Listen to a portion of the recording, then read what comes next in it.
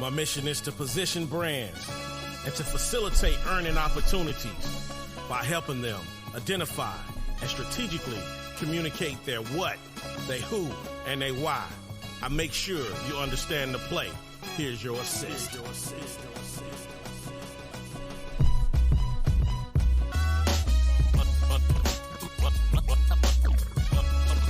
Understand the play. The business point guard. Understand the play. The business point guard. Understand the play. He gave me an assist. You're listening to Understanding the Play with Demetrius L. Brown, a.k.a. the Business Point Guard. How's everybody doing today? That's right, it's me, Demetrius L. Brown, a.k.a. the Business Point Guard. I want to thank you for joining me this lovely Wednesday afternoon. The weather is good here in North Carolina. I wonder, what's the weather like where you are? Hopefully it's pretty, it's sunny. If it's raining, but that's all right. You know, you still do what you do. Rain, sleet, whatever, that don't stop us from doing what we do. Hey, this is Understanding the Play. And again, you know, and I know my passion is making sure that you have the tools and the resources you need getting to your defined level of success. And on the show, Understanding the Play, I'm bringing great people in. I'm talking about great topics that's going to help you get to that next level. And guess what? I want to thank everybody for sharing the show. Man, the show is doing well on all platforms. Thank you for sharing it. And I want to thank you for telling your friends, your family about the show. Continue to share this show because we're only going to get greater. The show is only going to get bigger and better because guess what? A lot of people out there are struggling and a lot of people just need that extra push to get to that next level of where they are. And that's why I go by the Business Point Guard. And what I do is I give you an assist. That's right. I give you an assist so that you can score. You can get to that next level of success, that you can create generational wealth. And again, as I always say, generational wealth and being successful is not being a millionaire, a billionaire. It's you finding your defined level of success, you understanding your purpose, you operating in your purpose, and you getting there. You get into where you define your level of success.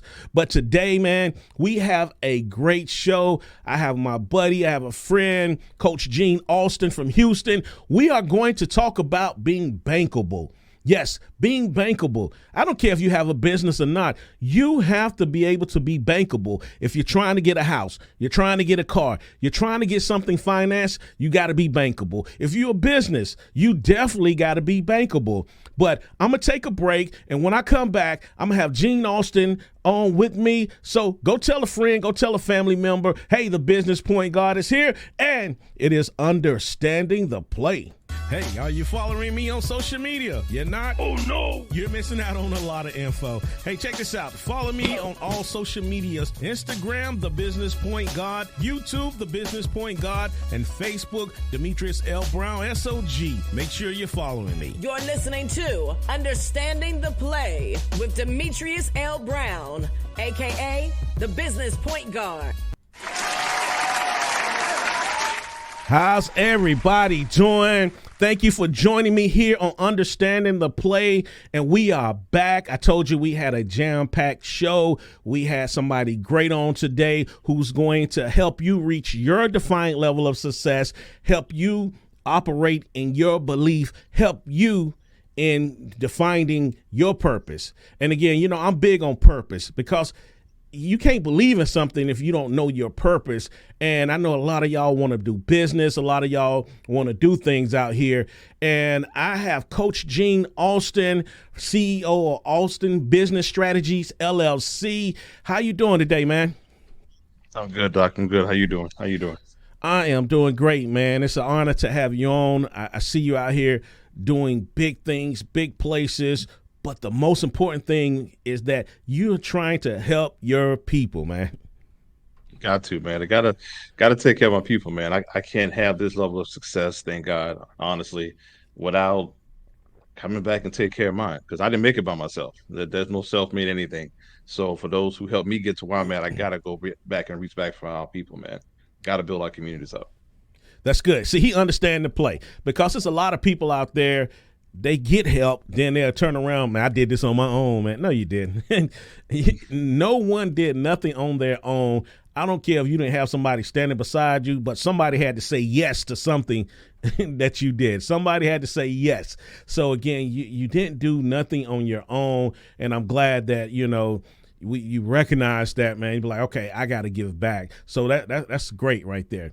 So now tell people a little bit about Coach Gene Austin. Why is Coach Gene Austin taking time to give back to the community when he don't even have to?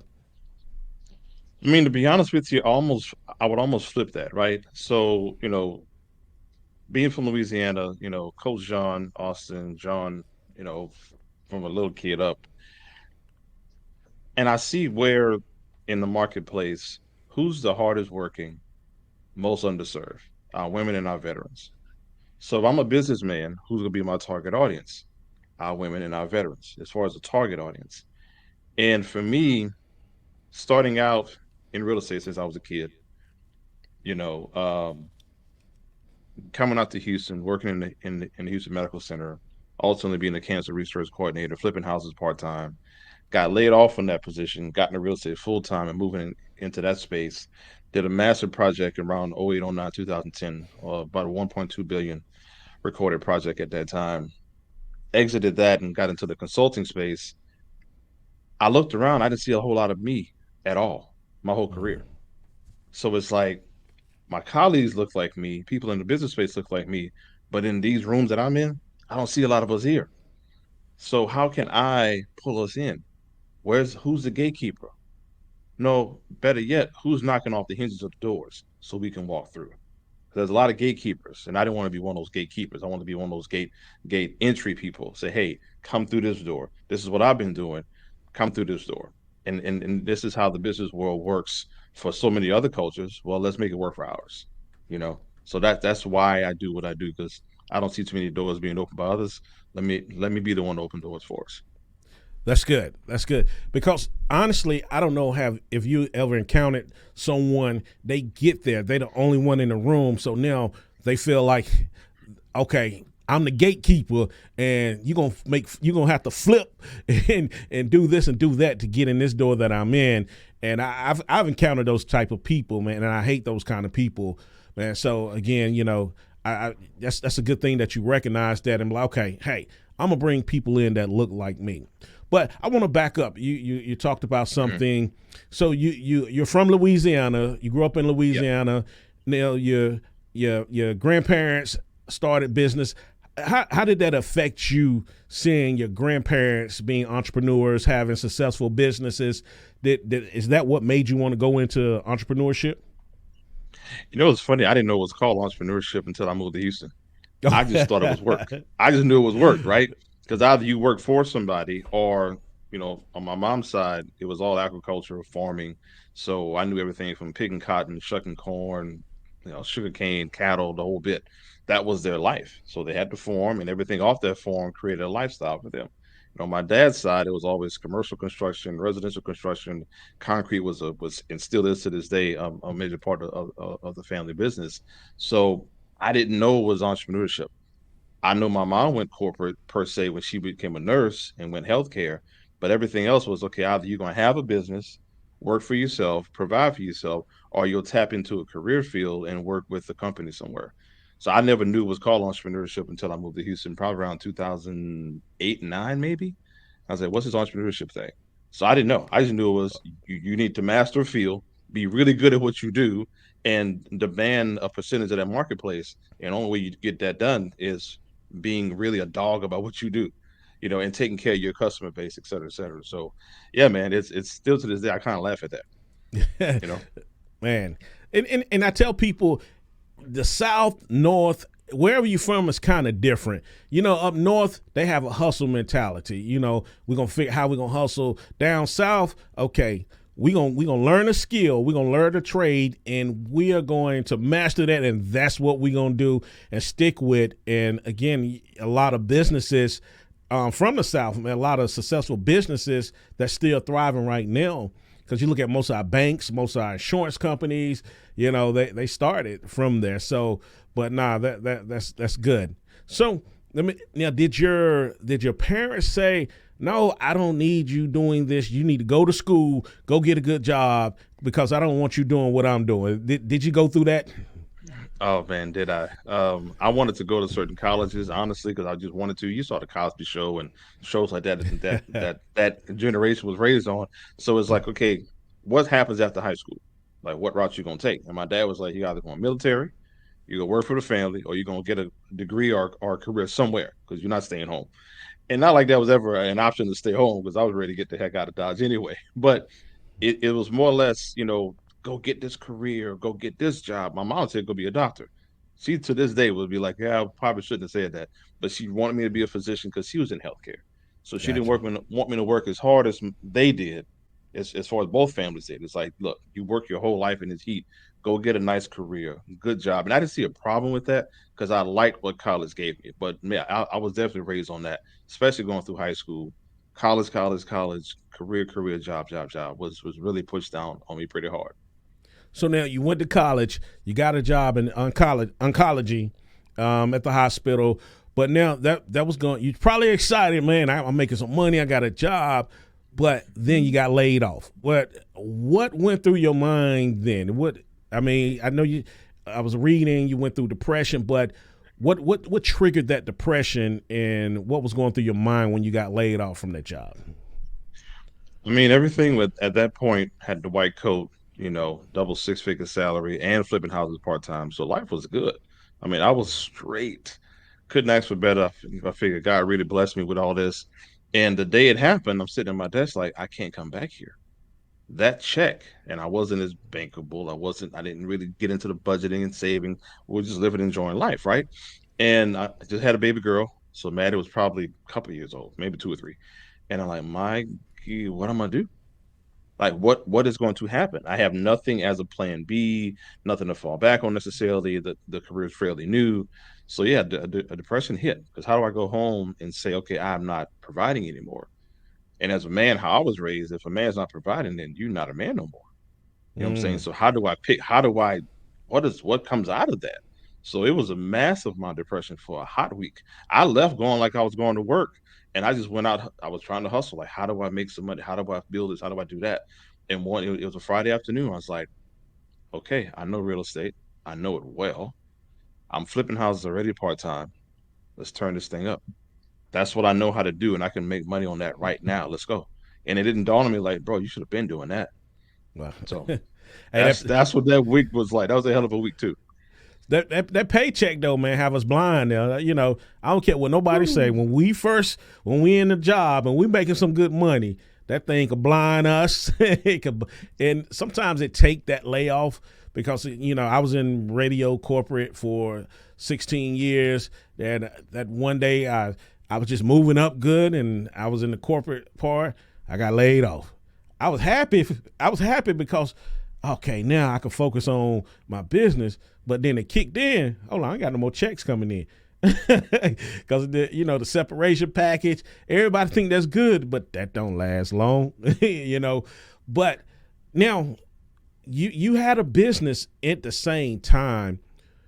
What stopped you from saying, okay, I'm gonna work this business hard and work my job hard? Was it that you were making good money with the job? Why did it take for you to get laid off to say, okay, I have a gold mine here. I should have been doing this from day one?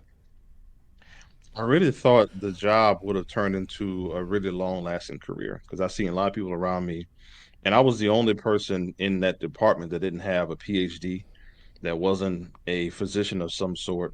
So it was a blessing for them to take my background as far as the education I had and what I offered to allow me to even be in that position, right?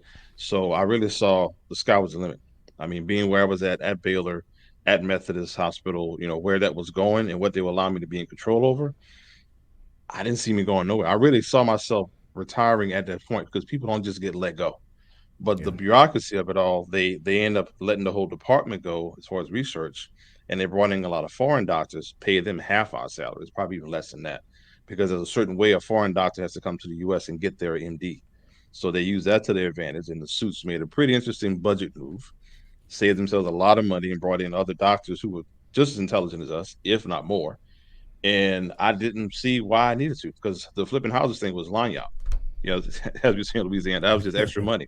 And I was just slowly, that there was no need for it, right? So everything else was fine. I want to focus on being, again, really good in my department, because the position I had as a research coordinator, I did all the research data and then put it on spreadsheets and delivered it to the physicians to show what the outcomes were. So I was real big on data and numbers back then. You know what I'm saying? So and I had to be like so on point with my numbers, because if you off by one, they know. And I'm advising them, consulting in a way based on the data that they see coming in, based on data that they see going out, because that data has to go to. If you see these commercials at the end of a lot of the drug commercials, what the side effects are, Yes. that's a big part of what my job was. That data goes directly to the FDA, directly to the IRB, and they have to publish that. Right. Wow. So all that data gets shrunk into those little commercials that you see at the end of the pharmaceutical commercials. Wow. So at that time, were you bankable? Were you able to say, I'm gonna go to the bank, get a loan, and blah blah blah? Got a mortgage, had a line of credit, had a credit card, but I wasn't even remotely thinking about being bankable at that time, because I went to get a loan from the bank to help the business go, and it's like, no, you don't have enough of X, Y, and Z. It's like, dang, I was doing good, but I didn't have enough in the bank, didn't have my credit really together, didn't have certain things lined up to where a bank would give me a bridge loan to really get the starter part of the business out the way. Because I was really operating on a lot of cash. Gotcha. If you just tuned in, you're listening to Understanding the Play. I'm Demetrius L. Brown, a.k.a. the Business Point Guard. I have Coach Alston from CEO of Alston Business Strategies, LLC, and we're talking about life. We're talking about what got him to this point to where he is now. And one thing I believe we forget to reflect on life. We forget to reflect where we were, how we got to where we are. And that's how we forget, or we get into this place of, I can't help nobody else. They got to figure out themselves, But if we reflect on life and where we came from, we won't feel like that. And I know we can't help everybody. But hey, I'm going to take a break. And when we come back, we're going to get into being bankable, what that means, being bankable. Hey, let's take a break and I'll be right back. The soundtrack to your next level's here. The new single, Assist, by the Business Point Guard. Here's your assist. The Business Point Guard. He gave me an assist. The Business Point Guard. He gave me an assist. The song Assist is motivation taken to the next level with tools that'll help you go from great to greater, and a hype beat produced by Skaz Digger. Add the hottest motivational song on the planet, Assist, to your favorite playlist today. Go to businesspointguard.com and download the soundtrack to your next level. Yes, download the soundtrack to your next level. Man, hey, now, before in the beginning, we was talking about being bankable, and I need people to rethink what they mean being bankable is, because most people think, if I'm starting a business, I have to be bankable. But no, if you're a regular person, don't even want to start a business, you're trying to get a house, you're trying to get a car, you're trying to get all these things, you need to be bankable, because if you're not, guess what? You are one of those fish in the ponds that's going to get hit with high interest rates, and they're going to kill your pocketbook. But, Coach, before we get into entrepreneurship, how important is it to regular people to understand what being bankable means? Let's break down the word bankable, right? The ability to bank able. Am I able to bank? And what does banking mean? It's not just putting money into a checking account, savings account, and then pulling it with deposits and withdrawals. That's not bankable. Bankable means, can I make X amount? I have 100% of my income. Is that income going to a diversified portfolio for investments long term? Do I have a savings? Is my credit score something that a bank would allow me to have a credit card, a line of credit, so I can build and spend responsibly and build that those credit facilities, right? So that I can go into multiple facets of the bank and I'm able to do real banking as my money gets to a certain point. I'm looking to retire in maybe 10, 20 years. Can I take that money and get with a wealth advisor, a certified financial advisor, and let's start planning my future? All that and more is being bankable. Am I able to bank with the multiple products that the banks offer us? And if we see banking like that, and that's a large part of life, and understanding how much interest rates are charged to us when our credit and how the bank sees it. Our spending habits aren't the best, so it's a very big eye on our character. We need to see how the banks see us and how to be bankable and actually work in those banking that having working within those banking criteria and being able to bank the way we need to be. That's probably another show, to That's be honest with you. I'm actually glad you asked that question because we got to think about it that way as just regular people. Because at the end of the day, the children that we have are watching our habits and behaviors of how we handle the bank, how we talk about the bank and banking facilities and the criteria to even walk into a bank, let alone, yeah, that's a that's whole thing, another. brother. And great question though, but that's a good question. We really need to think about it that way as regular people. Yeah, and that's and because if you even got a home, you got a mortgage, you got that mortgage, you got a line of credit there. I mean, it's things that you have, and I hear people talk about, well, Grandpa put his money under the bank, under the mattress and things like that. That was cool during that time, but even now, if you look at where the banking and the financial industry is going, we're hitting a digital market, and honestly, all that cash under the mattress, one day, I'm not gonna say now, but one day soon, it's just going to be some wallpaper, But again, you said something key. You said your kids. How important is it for people to build generational wealth, and what does generational wealth speak to you?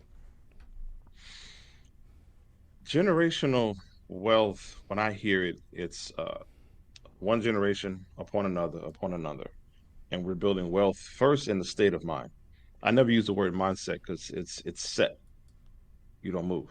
But a state of mind and a state of being, and if we're going to build anything, wealth, anything generationally, it starts with a foundation.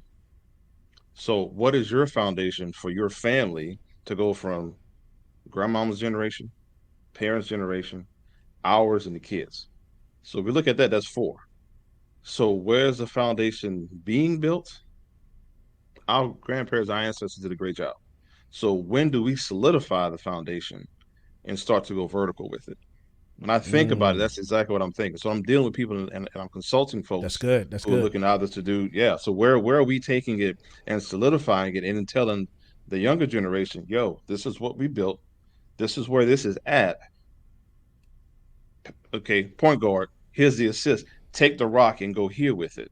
Because this is what we build and this is how we rocking over here. You may not have to take the business itself, but take the state of mind and being of this is your last name.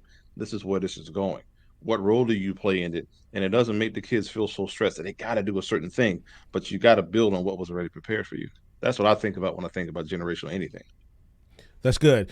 And you said in a not a state of mind, but a state of well being. So say that again, man. That was. Yeah. So we often hear mindset, mindset, mindset, Mhm. and I think it's too gimmicky because if we really look at the root of the word, we don't play with words enough. Mindset means I'm set at a certain way that my mind is acting. Like how is my mind, my mental activity is set. It should be a state of being. If we really are going to be the melanated people that we are, right? We should always be flowing, always be flowing. So if I'm looking at generational wealth, it's a state of being. How am I being? How am I operating? If we our ancestors did so much for us, so let's take what they've begun to build and create a foundation, and that state of being should flow to our children. So from what I'm doing, I need to flow to them so that there's a way of being, their mental capacity should flow the same way.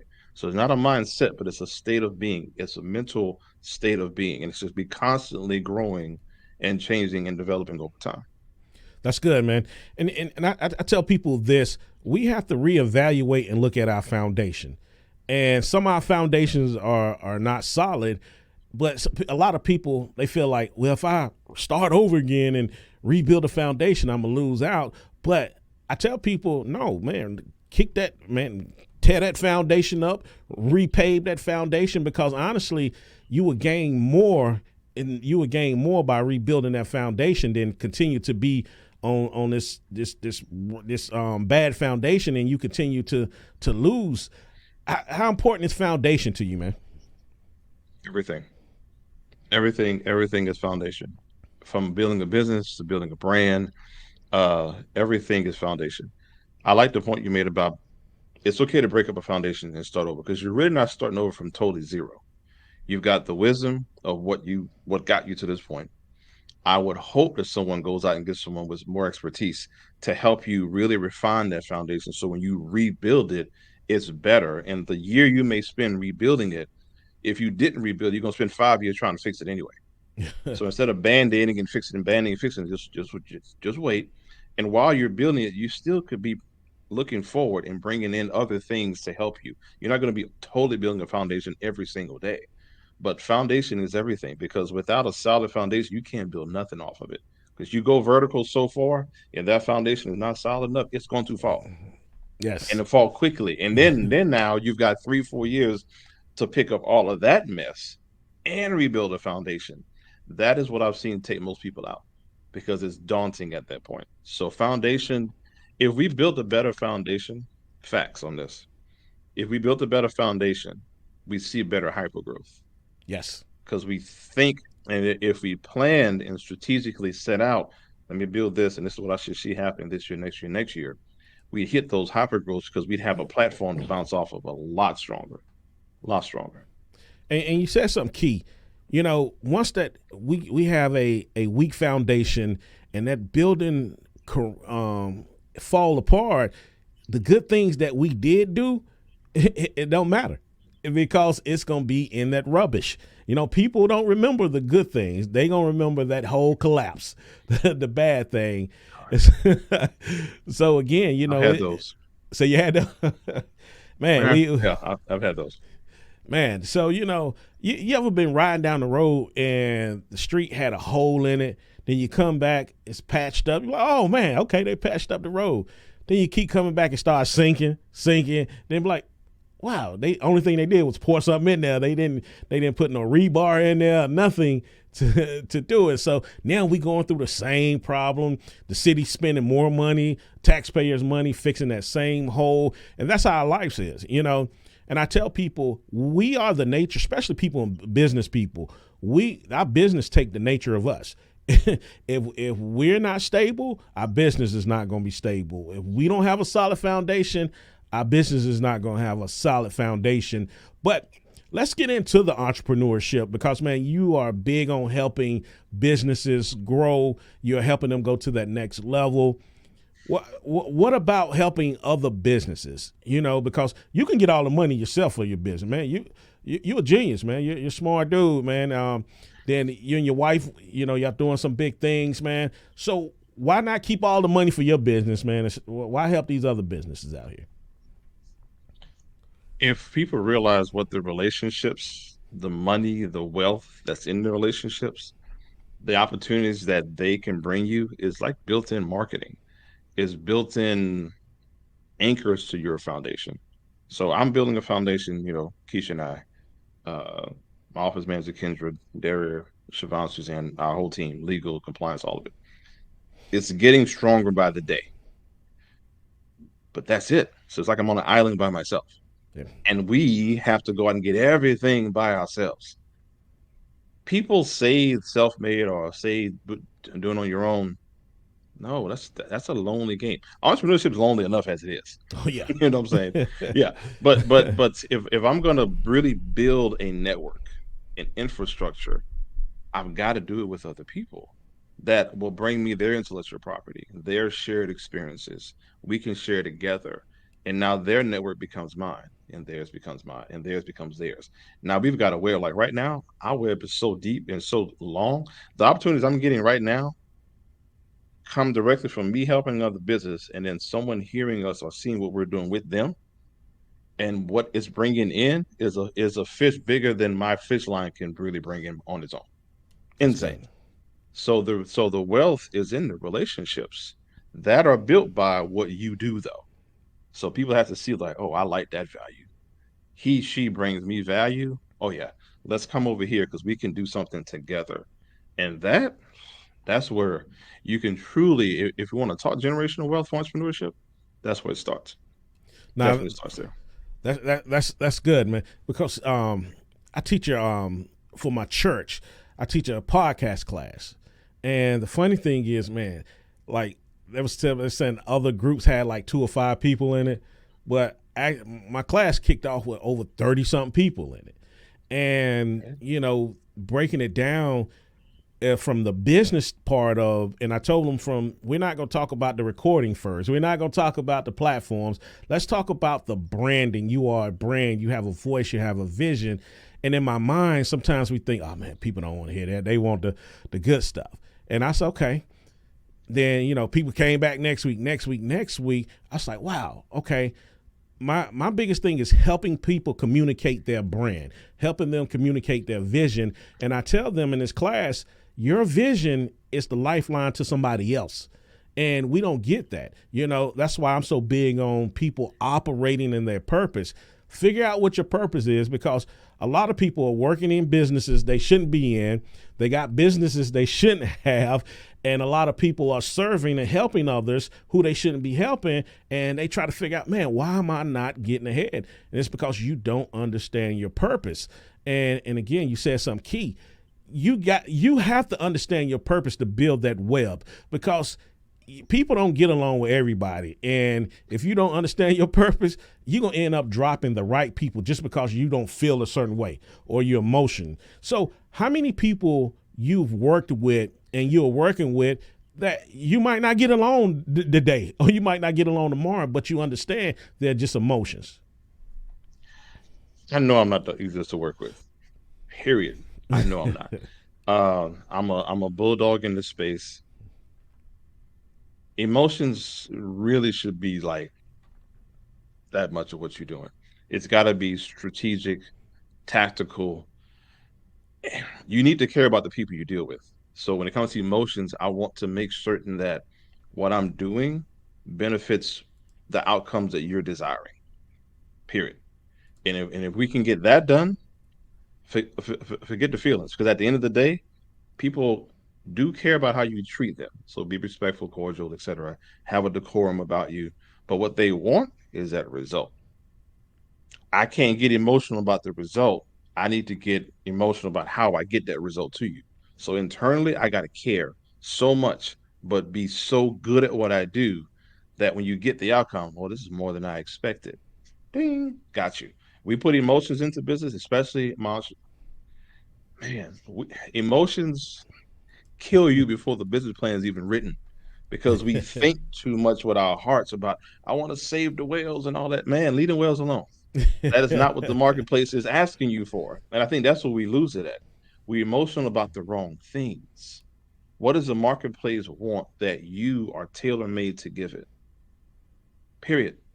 And we focus on that and get emotional about that approach. Okay, now we can talk. But we get emotional about too many of the wrong things, and emotions in business cannot coexist. Not success anyway. Now that's good. So how many people you have to not cut off from friendships or relationships, but you be like, we just can't work together? Has it been a lot, or? Man, that's a heck of a question. I'm gonna say a lot, because as you grow, you can't, nor should you want to, but we do. You're gonna end up cutting people off. One, because they can't go with you the higher you go. It is what it is. And what it takes you to go to that next level, they may not be in that season to rise with you, because you're trying to get to a level where other people are at that need you to be there. So you and your team have to ride. But a lot of your dogs around you probably can't, because they're not in that season with you. Because in one good way to know who they are, were they with you at 2, 3 in the morning? Were they with you collaborating when you had to get them tuna sandwiches and hot dog this at the thirds, and or you didn't sleep much? Were they with you in that struggle? Probably not. So no, you can't take everybody with you, nor should you want to. And that's sometimes the hardest decision to make. Even people that have been with you for a ride, there's going to be a point where that detach happens. And you got to look at it to where, is it them, is it me, or is it that I'm just rising and it's not their season to come with me just yet? That's That's a good. hard decision to make, man. It's a hard one. Yeah, I know. But even that decisions, let's go back to the whole topic of being bankable. When you get to a certain point and you're asking for a certain amount of money, the banks actually look at your team. Even VCs, if you're trying to get a venture capitalist, they look at your team, and honestly, they can, from the outside, they can see the weakness. Why you emotionally saying, okay, this is my boy, this is my homegirl, or this is my wife, or this is my daughter. But we have to be able to separate the emotions from the business, and because we can't get no money emotionally. I know I couldn't. So the whole importance of separating, man, is a great thing. So right quick, help the people when we're talking about being bankable. Give me 5 key points, or if you got more, you don't have to share more. 5 key points that people need to know walking in tomorrow. After they listen to this show, 5 key points of, I need some money. I'm trying to get some. I need to go to the bank. I need to get an investor. What's 5 things they need to do before they even think about walking in those doors to prepare themselves? First and foremost, get off of Instagram for your advice. And you may say, Coach, well, you on Instagram? Well, go to LinkedIn and whatever you're following, make sure that the same message that's on Instagram is on LinkedIn, which was on TikTok is on LinkedIn, because certain things you can't say on LinkedIn and get away with it. I'll say that because the facts and the data shows us that so many of us are getting our news from social media outlets. So I would rather you go to a site like LinkedIn that gets checked heavily. Number one, but number 1B would be, who is your business relationship manager? Find 1 or 2 or 3, but one was that person's job is to build relationships on the business front in the business banking space, so that you have multiple bankers to talk to that can show you the underwriting, that can talk to you about whatever it is you're doing. Does the marketplace want it? Number 2, does the market want it? If you did what's called a market feasibility study before you wrote a business plan, before you even walked into a bank, talk to the business relationship manager who is going to ultimately walk you down which path is going to get you that money, and the different types of money: credit cards, lines of credit, bank loan, SBA, whatever, right? Who I need to talk to, but does the market even want it? Because are you too risky? Is it too old? Certain forms of trucking, watch it. It was that play was cool pre-COVID. It ain't cool now. So does the market want it? And when you and then when you go to write that plan together, people say, I don't need a business plan. Okay. Keep thinking you don't need a business plan, because from your business plan, number 3 becomes your systems. From your systems become your standard operating procedures. From your SOPs become things that when you start to delegate a task to a team member, because we're gonna grow, we got to hire people, right? The main things businesses and banks want to know: who you're hiring, how are we going to increase that tax base, right? So more people paying taxes into the system, in a capitalist system, has to happen. And the things that you're doing, Mr. CEO, Mrs. CEO, entrepreneur, when I start to divvy that out to my staff, that system has to be there for them for me to delegate and then run off with it and do better than I did with it. Taking those things, and now we want to look at number 4, which is really super important. I want us to get away from saying I'm a 6-7-figure business. I don't care. 6-figure this, 7-figure that. Where's your break even? What's that cash burn look like? How much cash are you running through monthly, quarterly, every year? Right. Where's right above break even is profit. So what is your business net profit margin quarterly, annually? You want to be able to say those things to a banker, to say, I need X amount of dollars to get me from where I'm at now. Number 5, this is kind of to bring it on. I've done all of what I've said before. I need X amount of dollars to take me from zero to break even to profit to then scale. In your business plan, in your performance, in your profit and loss, in your cash flow statement, in your break even, and even ultimately to your valuation, what is your business actually valued at? How much debt do you need to take on to drive revenue to get you to break even and beyond? That's all got to be thought out, written out. So when you sit with the banker, they can be on the other side of the table like, okay, I see it. They can take it and go do their own research and come back and say, okay, this is a profitable business model. I like what you laid out. They're not going to ask you any off the wall questions. It goes to another level of questioning.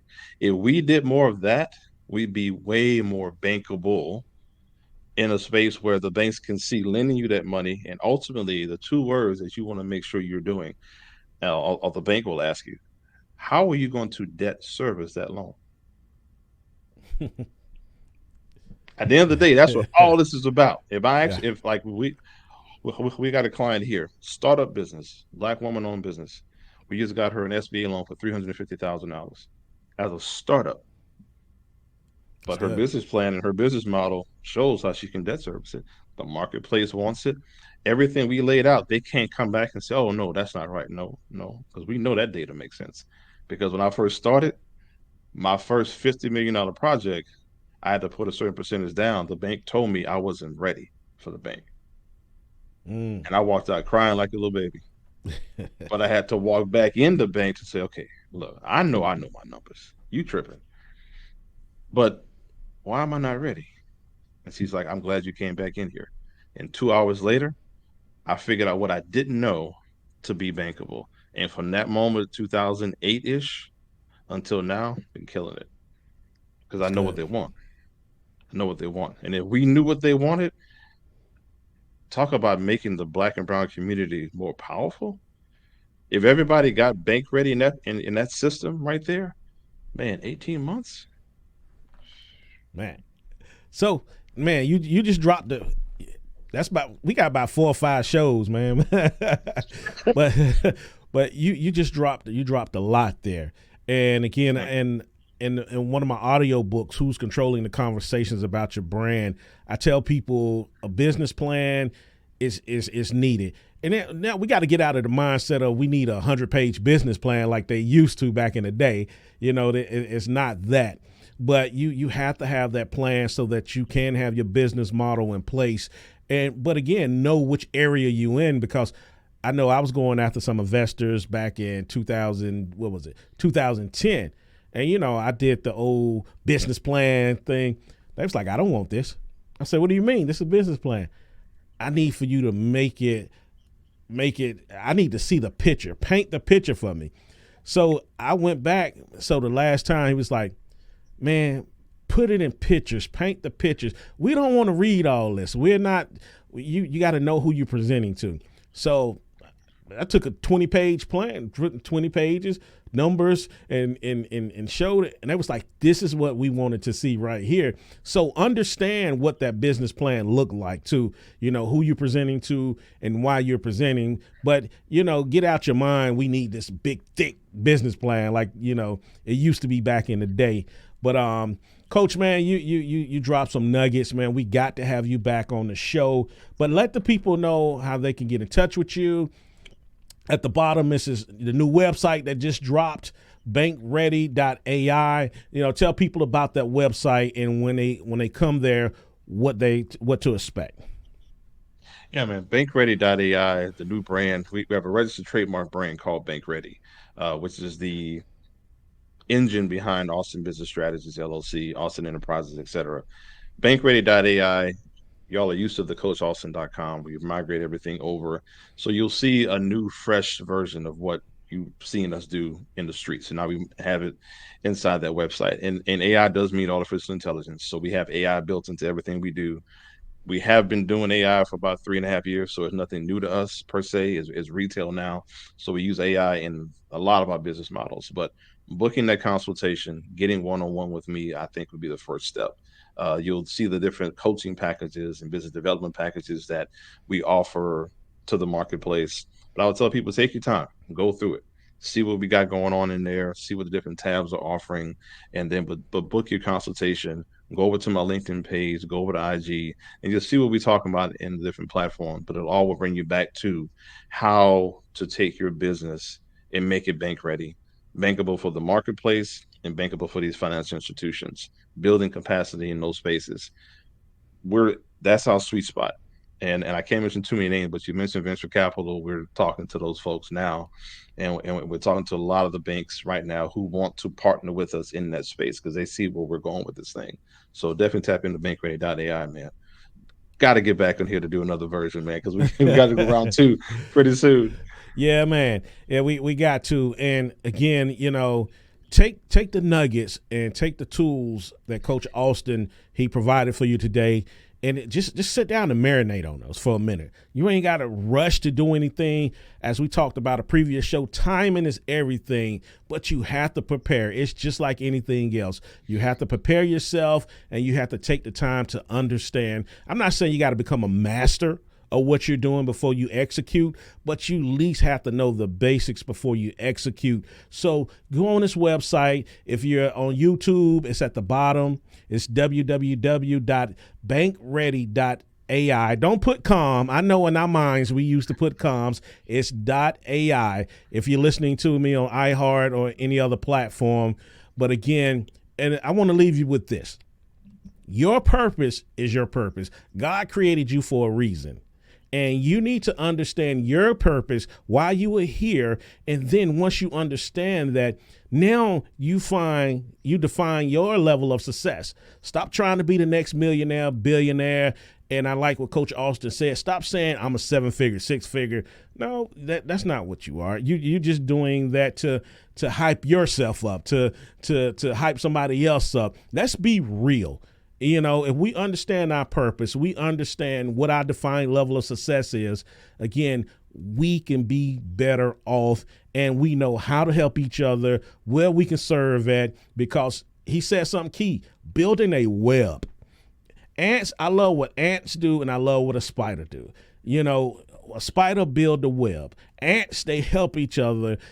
Everybody know their position. So again, understand your purpose, believe in something, define your level of success to figure out who you should be working with, what you should be doing, and let's help build our communities up. Hey, I want to thank you for joining me, for understanding the play. Again, Coach Austin, information is at the bottom. Make sure you go to his site, because I promise you, your business will never be the same. You will never be the same. Hey, I'm out of here. Peace.